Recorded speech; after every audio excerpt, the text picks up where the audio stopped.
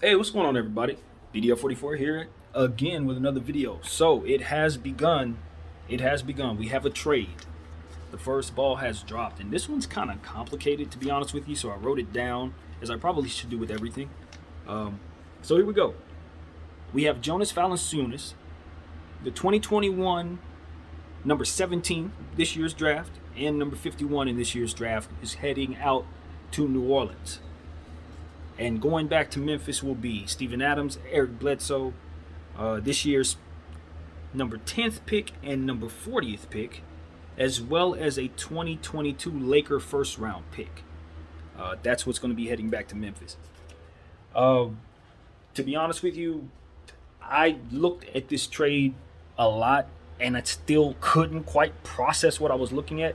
But what I'm gathering as I look at it again is that the Grizzlies were trying to move up in the draft and acquire picks, and somehow were able to do that by giving up Jonas Valanciunas, number 17th pick, and a number 151 pick. So essentially, what I'm looking at is, God, it's hard. This is difficult because I'm trying to figure out where the Laker pick comes in. So the Pelicans gave up Adams, Bledsoe, 10 and 40, and the first round pick. And they're bringing back Jonas Valanciunas, number 17, and number 51. That is a strange trade. It's hard to really fathom what the Pelicans are really actually trying to do here, because they moved down in the draft. They pick up Jonas Valanciunas. I guess it's a salary dump. In looking at it for what it is, it's a salary dump. But in order to let go of Adams and Bledsoe, they had to attach 3 picks. Now they're taking back 2 picks, so I guess you can say the difference between 10 and 7 is what they're ultimately giving up as well. You're paying a lot to get rid of 2 bad contracts. That's what's happening here. That's what I'm seeing there. But you're bringing back a center who is really, really talented. Look, we're not going to take anything from Jonas Valanciunas. The last I saw from him was fantastic. And I am not too thrilled about letting him go if I'm Memphis. But I love bringing in Steven Adams. Steven Adams is only 27 years old. I couldn't believe that. I thought he was in his 30s.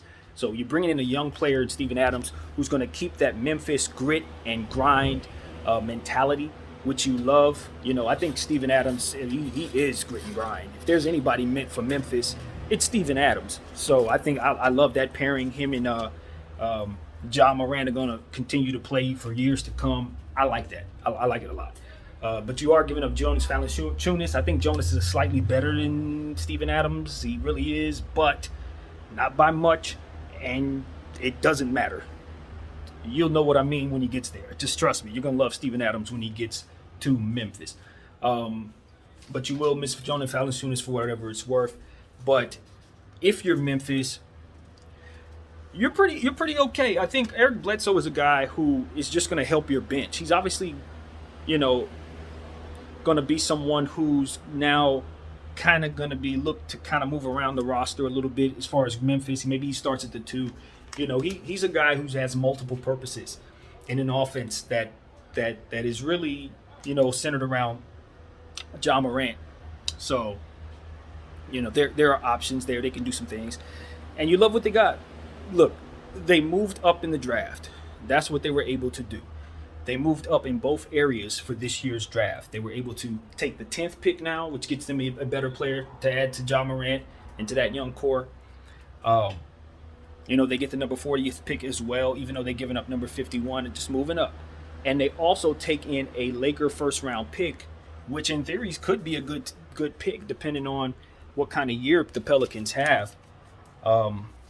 So I think all in all, the Grizzlies feel pretty good about what they did here. You're taking on salary, but the way your team is constructed, the players that you're bringing back can help you. You're not mad about bringing in Steven Adams. You have to give up Jonas Valanciunas anyway, so it's kind of that works, right? And you bring in Bledsoe, he's just another weapon to throw out there. Memphis is a team full of weapons. They got a lot of guys that just kind of go out there and do a lot of different things. Bledsoe is just going to fit right in. So even though you don't love taking on his salary, he fits. He literally fits. And I don't think you're going to be hurting with him. He's not a shooter, but he's a guy who's multi-purpose. Like he said, he can pass a little bit, he can rebound a little bit. You know, he has long arms. I've always liked Eric Bledsoe. I just always thought that he was in bad roles.